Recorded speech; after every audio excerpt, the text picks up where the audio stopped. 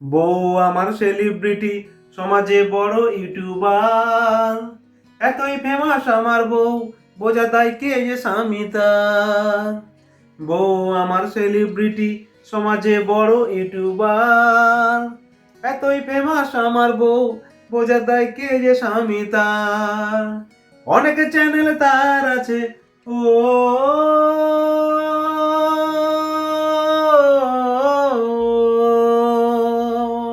অনেক চ্যানেল তার আছে, রাতে দিনে ভিডিও শুধু করে, অবহেলায় বাচ্চা আমার এদিক ওদিক ঘোরে।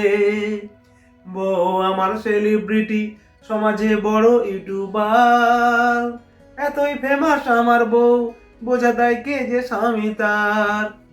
নমস্কার, আমি সমীর পণ্ডিত। এই প্রথম আমার গান ভারত এবং বাংলাদেশের যৌথ মেধার প্রচেষ্টায় আসছে। খুব আশাবাদী আমি। দুই দেশের একটা যৌথ প্রচেষ্টা। আমি গানটা লিখেছি, তার সঙ্গে সুর এবং কণ্ঠ আমার থাকছে।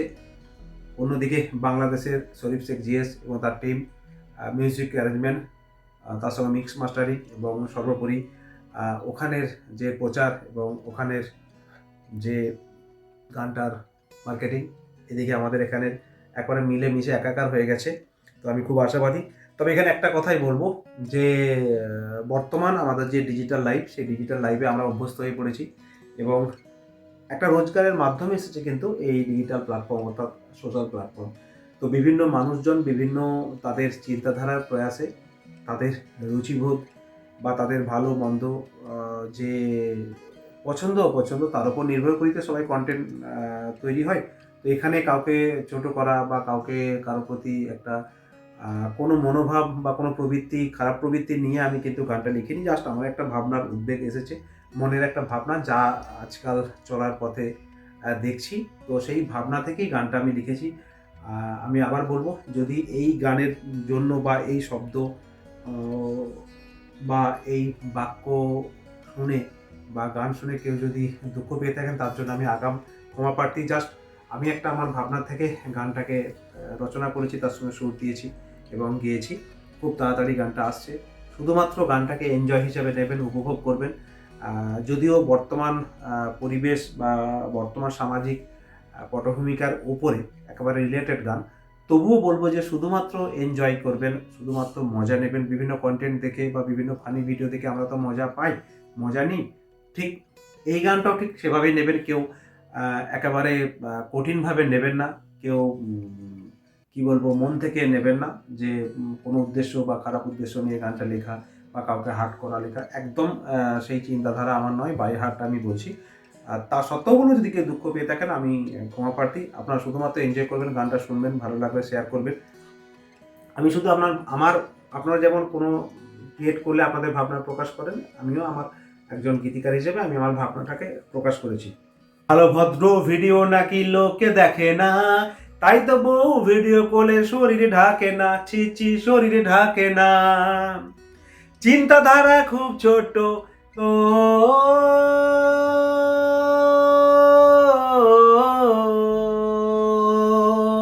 চিন্তাধারা খুব ছোট, শুধু টাকাকে ভালোবাসে, রাস্তাঘাটে লোকে আমায় ভেড়া বলে হাসে। আবার শর্ট রিলস, ইনস্টা ব্লগ, বউ সবেতে আছে, ভিডিও দেখে লাইক কমেন্ট ফলো দিও সাথে। বউ আমার সেলিব্রিটি, সমাজে বড় ইউটিউবার, এতই ফেমাস আমার বউ, বোঝা দেয় কে যে স্বামী তার। বলবো যে কাউকে কষ্ট দিয়ে বা কেউ এটা শুনে খারাপ হবেন বা ভাববেন সেই প্রয়াস থেকে নয়। সম্পূর্ণ আমি আমার সৃজনশীল চিন্তাধারা দিয়ে একটা নতুন কিছু সৃষ্টি করার চেষ্টা করেছি। তো আশা করি মজা হিসেবে নেবেন, এনজয় করবেন, দেখবেন ভালো লাগবে। জানি বুঝি সব আমি, ও ভয়ে বলতে কিছু পারি না, এই বয়সে বউ পালালে আর তো বিয়ে হবে না। টাকার জন্য ঘরের বউ রোজ রাস্তায় নেচে বেড়ালো, বেঁচে থেকেও মরে গেছি, বাইরে কি যুগি এলো। বউ আমার সেলিব্রিটি, সমাজে বড় ইউটিউবার, এতই ফেমাস আমার বউ, বোঝা দেয় কে যে স্বামী তার।